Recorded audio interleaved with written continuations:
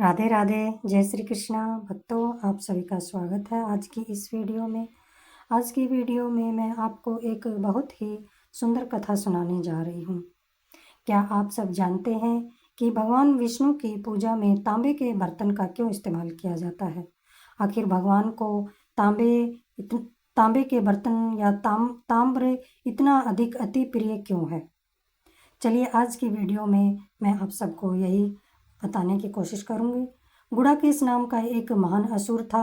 उसने बहुत अधिक निष्काम भाव से भगवान विष्णु की 14,000 वर्षों तक कठोर तपस्या करी। उसकी तपस्या से उसका शरीर पूरी तरह से जर्जर हो गया। लेकिन भगवान तो आखिर भगवान है, वे भक्तों की कठिन परीक्षा लेते हैं और वे चाहते हैं कि उसका भक्त पूरी तरह से निष्पाप हो जाए।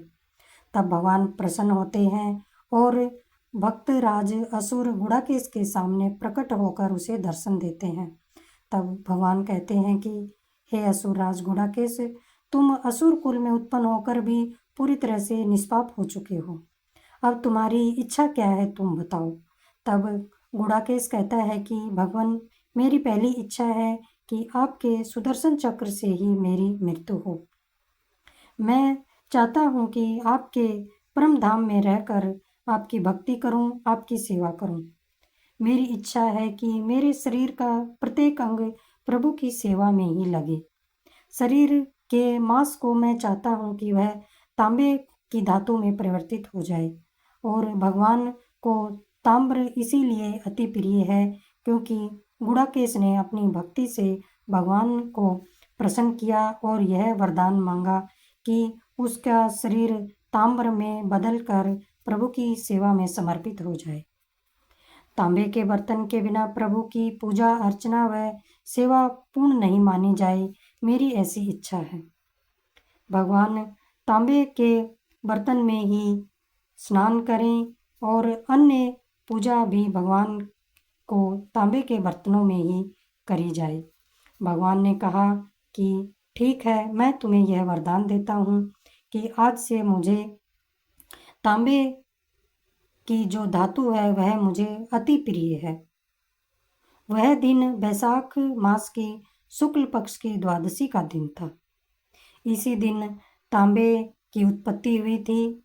वैशाख मास की शुक्ल पक्ष की द्वादशी के दिन ही जब गुड़ाकेश महाअसुर भगवान के ध्यान में लीन था, भगवान के मूल मंत्र का जाप करते हुए वह प्रभु की आराधना में लगा हुआ था, तभी भगवान प्रकट होते हैं और असुरराज को कहते हैं कि हे असुरराज, क्या तुम अपने शीश को सुदर्शन चक्र से कटवा कर मेरे चरणों में अर्पित करने के लिए तैयार हो? तब गुड़ाकेश कहता है कि हे प्रभु, मैं आपके चरणों में समर्पित हूँ। यह एकमात्र ऐसा भक्त था जो कि सुदर्शन चक्र को मुस्कुराकर स्वीकार कर रहा था और भगवान भी हंसकर सुदर्शन चक्र को प्रकट कर रहे थे। उसका मांस तांबे में परिवर्तित हो गया और उसकी हड्डियां चांदी में परिवर्तित हो गई और उसके शरीर का रक्त सोने में बदल गया। ये तीनों धातु ही भगवान की सेवा में करने योग्य मानी जाती हैं, लेकिन तांबा सबसे अधिक श्रेष्ठ माना जाता है और इसीलिए भगवान को तांबा बहुत अधिक प्रिय है। नदियों का जल, गंगा या जमुना, सरस्वती आदि की नदियों का जो जल हम लेके आते हैं वह भी तांबे की गगरी में ही लेकर आते हैं और वह तांबे के पात्र में तांबे के पात्र को स्पर्श करते ही सामान्य जल भी गंगा जल के समान ही हो जाता है।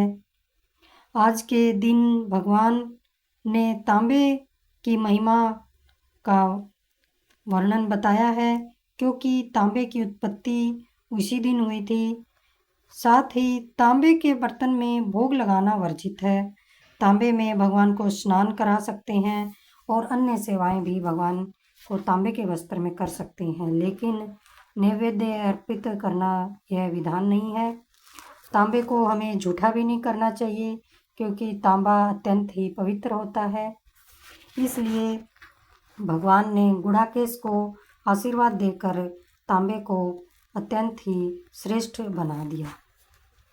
यह प्रसंग आप सबको कैसा लगा है, आप सब मुझे कमेंट करके ज़रूर बताएं और कमेंट में राधे राधे ज़रूर लिखें।